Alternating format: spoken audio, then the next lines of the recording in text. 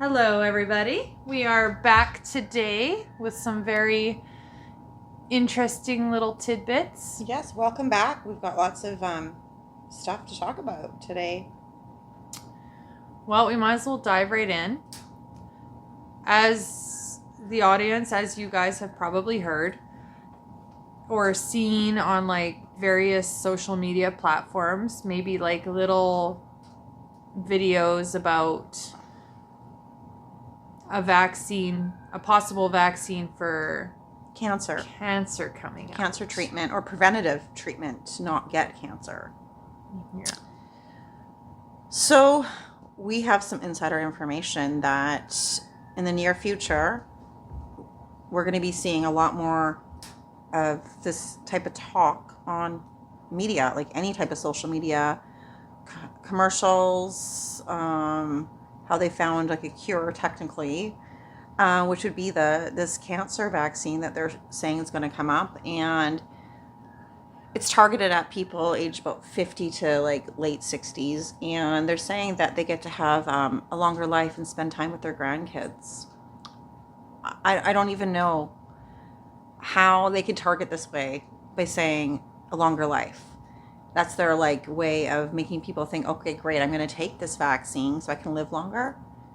What are the side effects? How come there's all of a sudden a vaccine now and we haven't heard much besides a couple little hints I've seen? I actually have seen them on social media about how it's possible that there might be some preventative type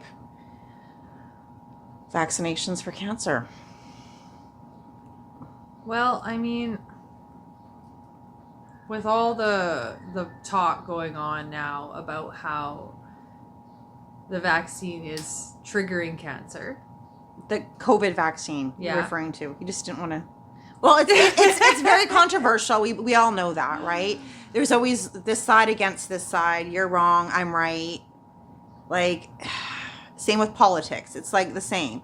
Why this? Why that? Why do you like this person? Why do you like this candidate? It's the same idea. There's always two sides, and that's why you don't talk about politics with like groups of friends and family, because there's always the opposite opinion. Yeah. Well, everything has its politics.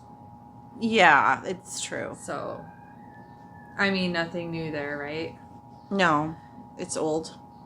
But, yeah. I don't know. All I know is a lot of people made a lot of money off of us over the last few years. Since 2021? Yeah. And what better way? Like, what a great setup, though. You invent a vaccine. You have... To cure a pandemic. The politicians push it. Oh, yeah. The government buying it from you, like guaranteed sales. Mm-hmm. And now that that's waning off and people's eyes are opening and everyone's like, okay, like... What do we do from here? Well, bingo, they have it now. This is what we do now. We slowly start introducing this new technology and vaccine that will actually prevent you from ever getting cancer. Like, how many people are going to want to tell their family to get that when they're in their 50s? Like, their family members are going to tell them that they need to because they're in their 50s or 60s. So this is a huge propaganda issue. Like, it's propaganda. Yeah. It is propaganda. Is it, like, more if they have cancer already? No, it's to prevent getting cancer. Oh, okay. Okay. It's an infusion, is what they call it. Quick little infusion, and you're out back doing what you want to do. No big deal. Good selling point. Mm-hmm. Do it on your lunch break. So, yeah, what's concerning for me is when you hear in the news that 10 nurses in Newton Wellesley Hospital in Massachusetts all have brain cancer. Varying types, different tumors, all on the same floor within the last year. So those nurses all obviously got the COVID vaccination. They had to to keep their job. Those nurses all got the same batch, and they've literally got these tumors like almost the same time, all simultaneously. That's beyond anything I can comprehend. That's from the COVID vaccination. Yeah. There's no other explanation. Well, it's just they all got them at the same time, same place. So it's pretty easy to be like, okay, this is the cause. Yeah. It's scary. So they're investigating that right now. Well, and I remember when that all happened too, right? So many people lost their jobs because they didn't get the vaccine. But in my mind, it's like, because I met some people that were training for some medical courses and stuff. And then they're like, oh, we got to get the vaccine. And then it's like, oh, well, it's whatever. It's just a vaccine. Like, I'm not going to let it stand in the way of my, like, professional. But that's also a different opinion when you got younger generation. They have that opinion where I don't want to be stopped by something. They don't think about what the reasons are and repercussions of making certain decisions that can affect your life forever. I understand that. But at the same time, for so many medical professionals that had been in there for years to just be like, no, I'm not taking it, I would rather leave. Mm-hmm. For so many to have done that, wouldn't you be a little bit more like, considering that they made that decision? It's a tough topic for sure. Yeah, I think we should probably start going a little bit lighter now. I know, but this is a big deal, and I think that we really are just trying to touch base on bring light to this. Yeah. It's something that we can't ignore or just turn a blind eye to. It's reality. It's going to be happening more. We're going to be seeing more of this coming up the next year or two. I already see sudden deaths and died suddenly, forums and stuff, and it's scary. I don't even want to get into all the details of it all, but it's starting to unravel and it's happening now. Yeah. The world is a messed up place. Well, it was April Fool's Day today. And yes. I have a little video to show you. I pranked all 3 of my family members and only one was satisfactory. Only one? Yeah. Okay, hang on. I'll show you the video. One sec. I gotta show you this.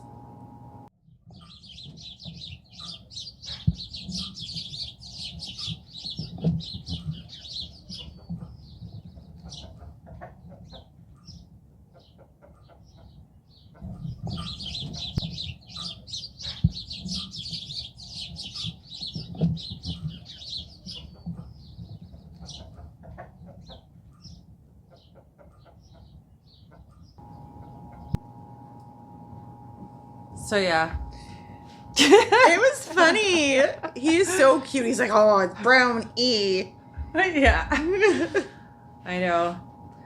I'm glad I did the Jell-O in a cup as well because the brown E got nobody. I didn't understand what you were giving me. I'm like, is it edible paper? Like, I'm like, what is it? I thought it was edible paper, okay? I was like, do you want me to take a bite? My mom, I sent it this morning. I sent her a picture. I'm like, I'm making brownies. And she's like, huh? I'm like, brown E. And then she's like, ah. And she's like, oh, it's too early in the morning. Yeah, it's early. But I figured, I had to do a little something for... And then I was working with what I had, which wasn't much, because... You did good. Well, I like it. Well, the kids got me. Yeah. Well, I don't think they weren't trying to. They were waiting by the truck for me to come when we were leaving. And as I'm getting all my purse and all my stuff, I hear this screaming like somebody's been like tortured or hurt. I like come stumbling out of the house thinking that one had got their finger like stuck in the door or something. And I'm like getting all like stressed. I'm like I'm falling down the stairs literally to go outside to see what's going on. And they start laughing. And I'm like, that is not funny. Because I was like really stressed thinking like their finger was like stuck in the door. Because they always play with the doors. And it drives me nuts. But so I guess they got me pretty good because I was like, oh, I think I'm going to throw up because I was really worried because he was screaming on the top of his lungs. The real scream. The real, like, chilling scream. I cannot count how many times I've slammed my fingers in the car door. Like, as a kid. I haven't lately, thankfully, but... So I did it to my youngest. I haven't forgotten to this day. So he was like maybe 2. So he always had his hands by the door and I always looked and stuff, but I guess he had it on the inside of the door so I couldn't see. And I closed the door and he doesn't scream and the door won't close. I'm like, okay, so I've already got it slammed in there, but he's not screaming. He's like in shock or something. And then I do it again and I open the door and slam it again. And then I realize, oh, there's something in the door. Then I can see his face all red. I'm like, oh, that's his finger.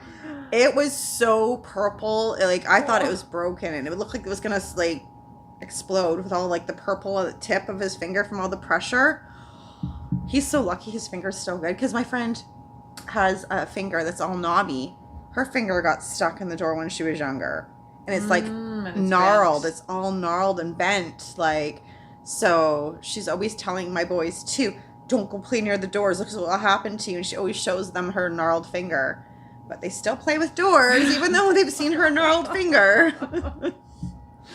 That's because it's, like, only shocking in the moment. Like, I've been missing my finger for, like, 6 or 7 years.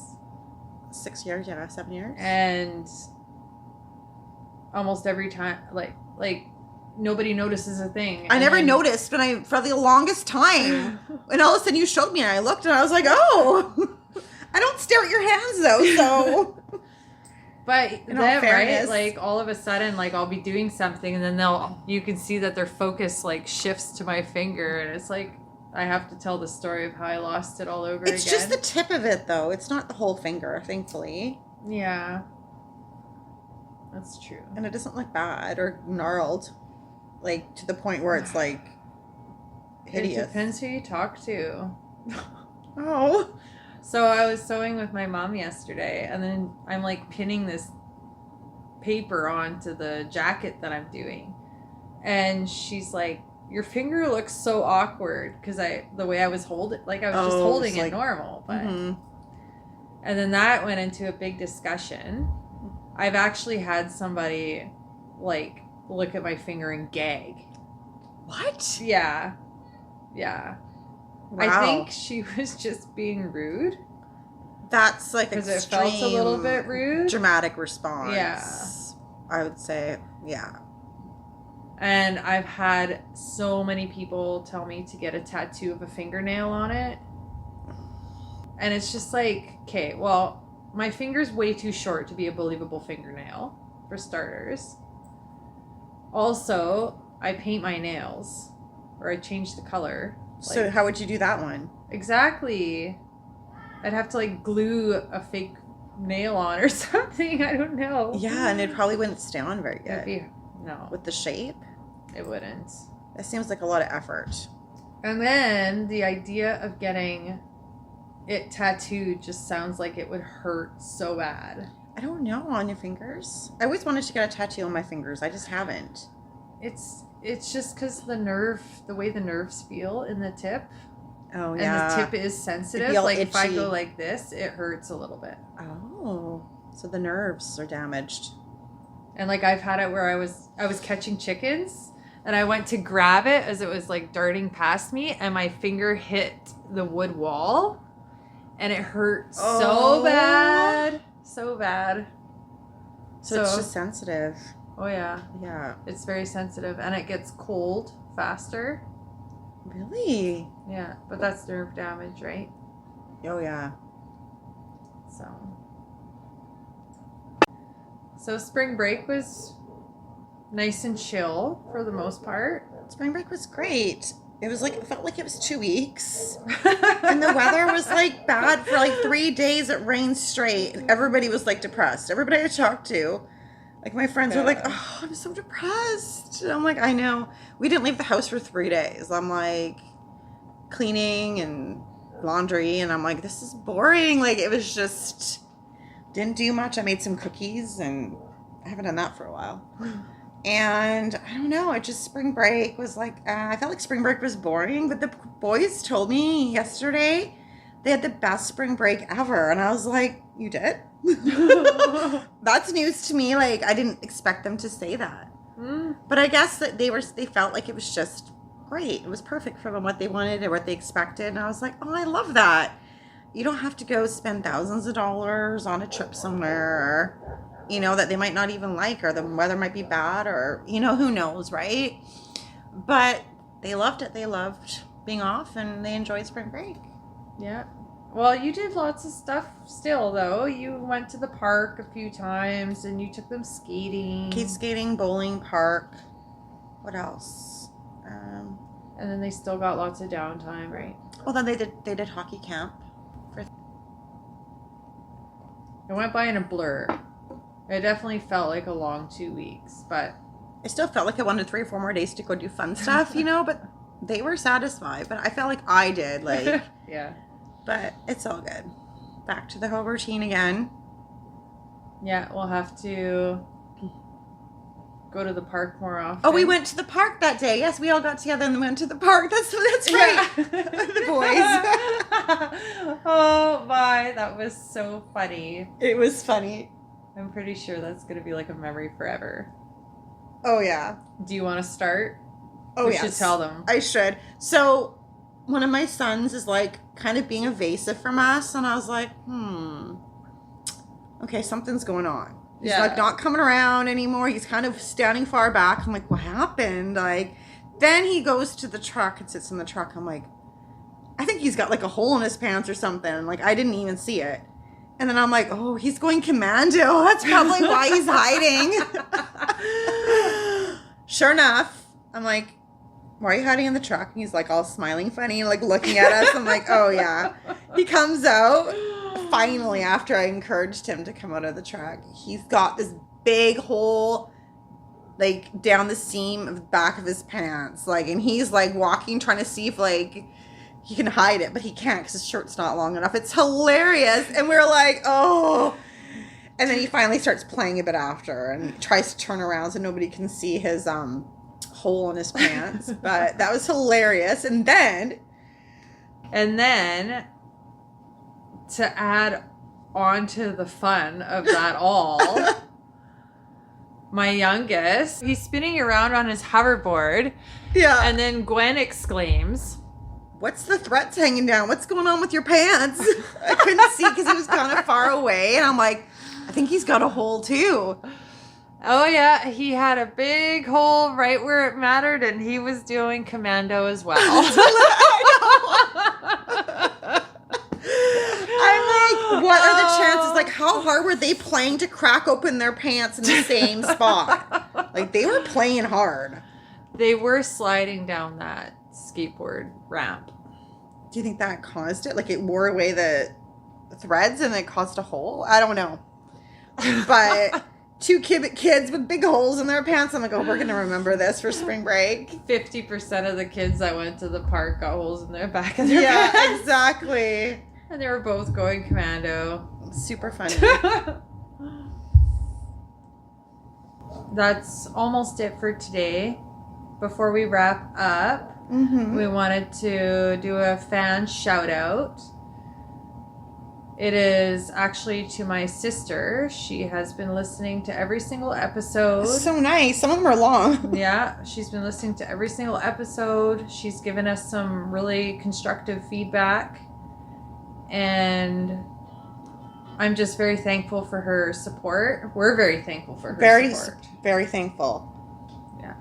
For any support that we get. We love it. We like having feedback. We like hearing from people, our friends, family. So it's a big deal. Thank you. So for our next episode, we're going to have our lovely friend Shannon on with us as a guest. We're looking forward to that. I think we're going to go to the park and record our next one at the park, which should be nice. Hopefully it's not raining. Or the river. The river, yeah. We'll have to see how the river sounds with the microphone, though. Might be loud. And then we're also going to include some parts of our new song that we recorded. We're going to release some parts of it in our next podcast as well. That'll be fun. Little teasers. Yeah, I guess so. Teasers. Yeah. Heard it here first. Yep. Exactly. Well, I'm looking forward to it. It's going to be fun. That's so 2 weeks from now, we'll be having this go down. Sounds good. I'm ready for it. Oh, yeah, I'm ready. It'll be fun. Alrighty, fam. Take care. Ciao for now. Bye.